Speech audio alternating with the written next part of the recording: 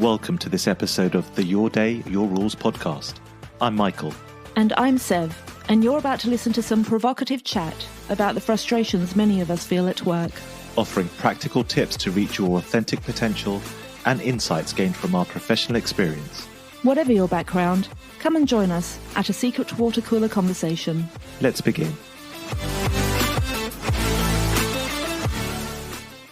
Sev, are you feeling like a fraud today? You're looking a bit shifty if you ask me.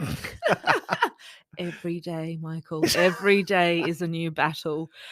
You know what? It's I know we're joking about it, but it is something that I struggle with every day. It is always the lurking monster of when's it going to come out? When's it going to sort of show its ugly head? Because I'm either tackling something new that I'm not confident in, or I've been triggered somehow and I don't feel like I'm quite right for what I'm doing, or I'm actually doing so well that I'm just waiting for the moment where I fall flat on my face.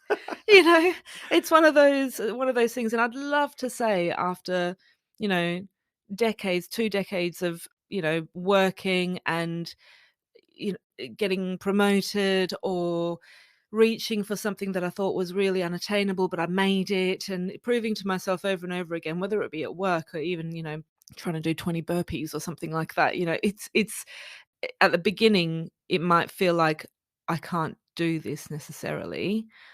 It's sort of feelings that you've had in the past that if affected you negatively, that all of a sudden come back to you, and you feel this, you're awash with emotion basically, and you all of a sudden feel like I'm not good enough. I don't belong here.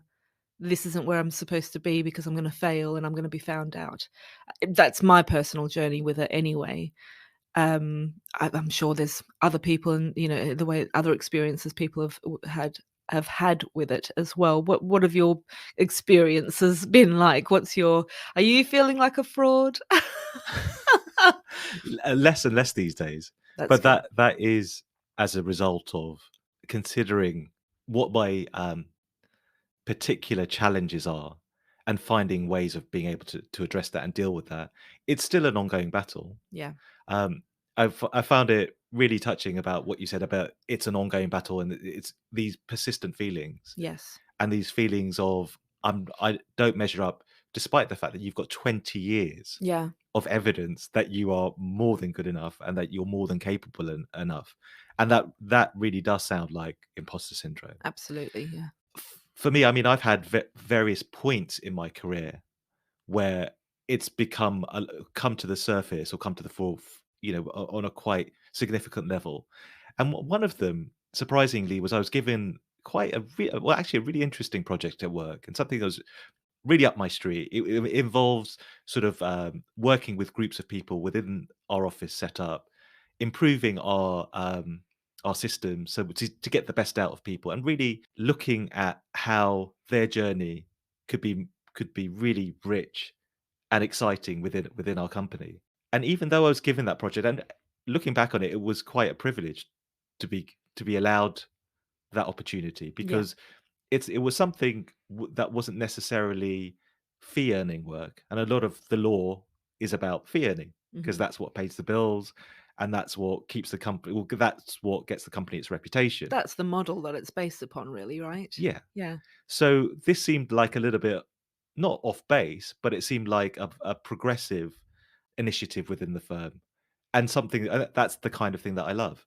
But I procrastinated, and I put off doing even the smallest thing to progress the project. And part of that, or actually not part of it, a lot of that was down to the fear of failure. Yeah. If I take the first step, then I'm committed to doing more. And if I'm committed to doing more, and then I can't do it, and the whole thing goes down, It's on you. it's on me.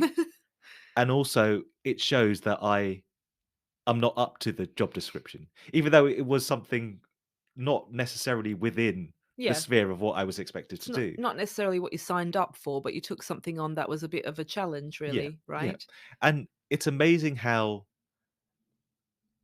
delaying something makes something that's potentially quite small. The first step was very, very simple. It was like, get some information together, get a survey together, distribute it to people, get their feedback, create a gap analysis, look where systems can be improved, implement those systems, Mhm. uh, just to have an assessment of what the results were, and all of that I could do. But the first step was so difficult, and because of that, I got myself into a situation at work where people were looking around going, why is there really no movement on this project?" Yeah. And luckily for me, I had a really understanding employer. Yes.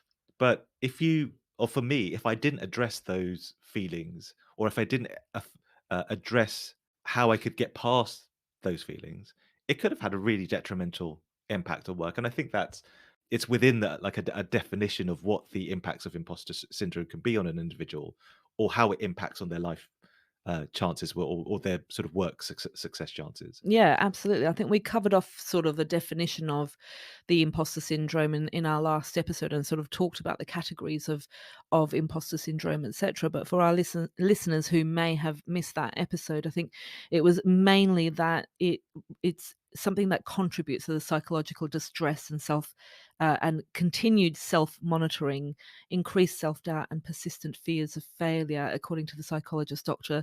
Audrey Irvin. And he very much sort of covers off what you just described, which is that it can negatively impact careers because many people overproduce to prove that they are capable. But also on the other side of that, what you're saying is you can actually get stuck, and you can get to a point where you're not even moving because you're basically frozen in fear of failure, essentially, and how that's going to impact your future, sort of thing, Yeah. right? And that frozen and failure term, I think that encapsulates it very well. And looking back at it, or looking at it objectively, I had no reason to be afraid. Actually, my employer was very supportive, and it was a great thing that they'd asked me to do it. And it wasn't because of any other reason that they thought, "Oh, well, I could do it." And then if I'd looked at it from that lens, I would have looked at the project and said, "Well, this is amazing.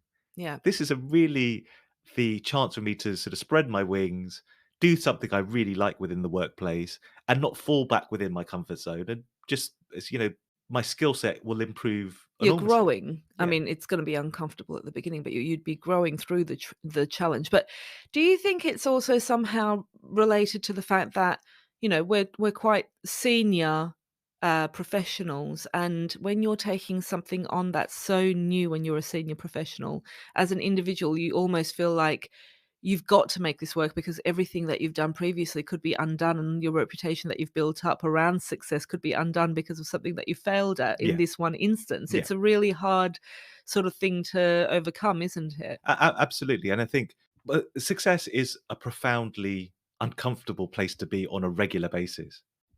When you're in the situation, unless you come to terms with that discomfort and say, "Well, this is actually part of the gig." This continuing feeling of pushing yourself out of your comfort zone, Yeah. and these continuing feelings of, I'm not sure about this, then you will hold yourself back. Yes. But to get further and further and further requires the ability to get very comfortable with those feelings of discomfort, Yes. and have it as part of your experience. See, I find that so fascinating because the feelings of success, I would never describe them personally as they feel uncomfortable. My feelings towards them is I'm actually really deserving of this, and I feel really happy that I've got there, and I knew I would get there because I believe in myself and I've got that can-do attitude. But despite that, I have imposter syndrome in other ways that show up. So it's sort of a different slice of the pie almost. And I almost feel like it's more the scarcity thing for me, where it's like someone's gonna take it away from me, even though I've worked really, really hard for it because that's what's happened in the past. Take stock of, right? And that can be quite difficult, especially if you've got a lot going on. If you've got a lot of work on your plate, the last thing you want to do when you get home is then assess what's gone on and deal with the emotional impact of it on you. Yeah. So, but it's very easy to go through years on autopilot and then look back and think, Why the why hell did did I do why that? did I do this wasn't serving me, or this doesn't further my purpose or my goals. Um, but Yeah, then you just want to put your feet up, have a beer, watch a bit of Netflix, yeah. And then you do that from day to day to day, and then you live for the weekend, and the weekend comes, and the weekend goes, and it's back to work on Back Monday. to that again. I mean, that's probably the reason why we do need to really carve out time in our week or in our days, even if it's a commute back and forth or stuff it. I'm gonna be really crude and say even if you take a 10-minute toilet break, they're the moments where you need to carve out the time to question whether or not your behaviors and the way that you're actually turning up for yourself are serving you, Yeah. and whether or not it is that crappy story that you keep telling yourself. And that internal sort of chatter, I think, is another tactic, isn't it? Is quietening that down and trying to almost do the opposite of that, right? Mm. In being very compassionate towards yourself and making sure that you're saying good things to yourself and encourage words of encouragement rather than, you know, "You're crap, get out." Well, it's giving yourself permission to do it, and giving yourself the permission to feel it's valuable, because you'd never question somebody if they said, "Right, I'm going to the gym because I want to get healthy. I want to, run a marathon, or I want to deadlift, I don't know, this amount of weight." But mental training, and this is effectively how to manage things like syndrome are. People look at it and think it's vaguely a strange thing to be doing. It's really nebulous, isn't it, Yeah. for a lot of people? But it's so important, right, to have that. And I'm not gonna say go ahead and meditate. There's plenty of apps out there and things out there about meditating, et cetera, and you can probably get advice from, people who are more au fait in that area of life. But I think just taking a moment, if you feel it in your gut, I think you've talked about this, Michael, where you don't just have one brain, you have you've got your brain in your stomach as well. It's telling you something, it's Mhm. signaling messages. And if something is making you feel uncomfortable or it doesn't feel right, you should just stop and reflect. I think absolutely right. And for me, I'm highly analytical, so I live in my mind a lot. And what your intellectual or your conscious impact is, and look at them and give yourself an outcome as a result of listening to both of them. Yeah. And you mentioned meditation. I think meditation is great for dealing with issues like this. But what meditation helps you to do is to live in the present moment, and to that chatter, that constant mental chatter, is to just turn the volume dial right down on it, Yeah. and to be with the experience that you're feeling. And this sounds, it can sound a bit, this is a bit hippie-ish or a bit new agey, but I think what it does is it allows you to bring the best of yourself Yeah. to the That's table. that's a great way of describing it, bringing your best self forward. And, we talked about labels and that the fact that we don't want to you haven't found that it served you to, put certain labels on yourself because you almost end up living by those labels once you've kind of put them on yourself from a psychological point of view, right? I think we could almost flip the script on that as well and say if you do want to put a label on yourself, do it in a way that is positively affirming the fact that you've done it before and you can do it again, or you've done something else and you've succeeded, and therefore the task at hand might be something that you can also go ahead and achieve quite well. Or you can, or, it doesn't need to be that hard. You can quieten down that chatter and give yourself a different label that says go and kick its ass rather than you're probably not going to be able to do this. Get out, you're a fraud, Yeah. you know? And that mental chatter side of it is integral for a lot of people in terms of managing the intense feelings or the intense thoughts that may be arising as they're presented with a new challenge. And I think you touched on this a bit earlier. It's like if you direct your mind to perhaps more positive experiences, your mind will go looking for that. But what tends to happen is that because negative, I don't know what it is about the way our brain is structured, but maybe it's looking for assessing for threats. Yes, it's The that n- survival thing, isn't it? the negative elements tend to get preference, but as you say, that goes back to survival, because if you ignore the bear that's running towards you, then you're It's not finished. real.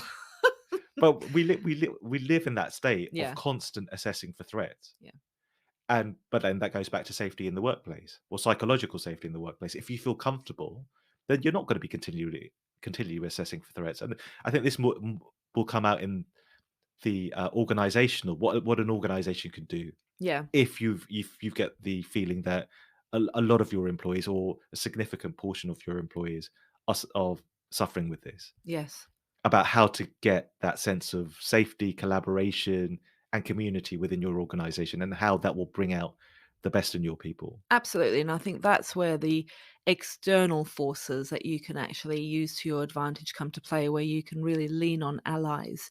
You know, if the organization is set up to help collaborate and help each other and has that sort of cultural setting to it, getting an ally at work and having them help you assess what's truth and what's not, and how you know, how well you're doing, or where you can maybe do better, etc., is so important. And then that leads us on to the mentorship thing again, Mm. right? So, But it depends also how your company is set up. If it's hyper competitive and if it's very adversarial, if it's very hierarchical, that's going to be difficult because you're in a battle. And if you're in a battle, you're assessing for threats. And if you're assessing for threats, it's more likely that these issues are going to come up. yeah, yeah, And I think that can be the danger in imposter syndrome. It's some of the tone of it is it's a personal failing, or it's something that's solely down to the individual, or mainly down to the individual. mm, And because it's mainly down to the individual, that's something that you need to do on your own time. It's not the company's problem, no, it's your absolutely, problem. yeah, yeah. I mean, there are triggers that can kind of impact you, but that at work, but that can happen anywhere, right? So it really does come back to that: know who you are and why you get triggered and why you behave in that way, and try and get to the bottom of that, so that you can start not trying to avoid it and fuel this thing with more power, but to manage it and to live with it. I think you were really talking about this earlier as well in some other episodes about not giving, you know, not feeding the beast, and not giving it more power than what it deserves, really. I think that's right. And I think part of that also is not, there can be the tendency to either avoid it because it's uncomfortable or to repress it. So not think about it. No, I don't, I've got far too much on my plate. I don't want to deal with this issue. Push it down, push it down. But then what you're doing is you're giving power to it because you're saying to yourself, this is something I don't want to deal with. It's this really big thing. Yeah. So rather than sitting with it, allowing your body and your mind to process it and just release it, what you're doing is you're storing it, Yes. and everything gets stored. And at some point, it's almost like luggage. You're carrying around this heavy luggage, and over time, you're adding to it. You're putting more and more stuff into it, so it becomes a huge weight, Burden a that you're, burden that you're yeah. carrying for years on end. Whereas if you sit with it and allow yourself to process it and allow yourself to deal with it, the burden will lessen over time, and Yeah. you're freer and you're happier to deal with what's in front of you. Absolutely. I think one of the last points that we really wanted to cover off here is in terms of practicing that compassion onto yourself, and making sure that whilst you're recognizing that one part of who you are and what you're about, you know, let that thing sit on your shoulder. Don't try and dial it down, but at the same time, make sure that you try and shrink it right down with all of the positive things that you want to say to yourself and internalize. I think the it becomes a self-fulfilling prophecy otherwise, of you know, saying, "Oh, I don't want to do that because I can't eat that burger whole." And then not taking any action towards it, and not taking smaller bites towards reaching your goal. So you're just sitting on it and sitting on it, and then you know, someone calls you out and says, "Well, you haven't done very well here, have you?" And then you're like, "See, told you, I suck." But So instead of doing that, like, talk yourself through and say, "I might not know this yet," but it's the ellipsis, isn't it? Dot, dot, dot. It's the "not yet." I don't know how to do this yet. I'm not sure how to approach this yet, but I'm gonna try and figure it out. Because if you just do that step by step, then you are more likely to actually move forward than just being still in one position, letting that imposter take over you. but that's also giving yourself permission to fail, Yeah. and seeing failure actually as a good thing, Yes. as a learning lesson, as feedback, Yeah. rather than judgment. So if you can look at things from a lens where what I'm actually seeking here is information to get myself better, or to improve my skill set, rather than a judgment, Yes. you're going to be in a better place. It's a better frame of mind, and then your brain will start seeking out solutions towards that. But it's taking away that looking so far into the future and seeing things go wrong, and just putting that to one side and say, well, that's actually not useful for me, and saying to yourself, what is useful for me? What is going to take me forwards? And then, as we've mentioned before, if you've got two potential ways of looking at a scenario, which are probably equally true, then it makes sense to choose the positive one. Absolutely. What have you got to lose, sort of thing. Well, I think that's been really insightful, and I think the kind of crux of it all really is if you recognize within yourself for some reason or another in your life you've had experiences which has created this imposter syndrome that you are now living with. The most important thing is really to recognize that A, you have it, B, try and think about what types of it do you have, and then put some markers down in place to recognize when it is getting bigger, because the aim of this is not to avoid it or not to try and remove it, because that's probably not something that is easily done, but to quieten it down and shrink it down into a smaller segment of your life. And to be able to do that, we need to make sure that we're practicing compassion, making sure we're giving ourselves positive talk, giving ourselves moments of reflection, and ensuring that we have external factors at play where we can have help from allies, friends, mentors, communities around you, who can actually provide you with the clear data.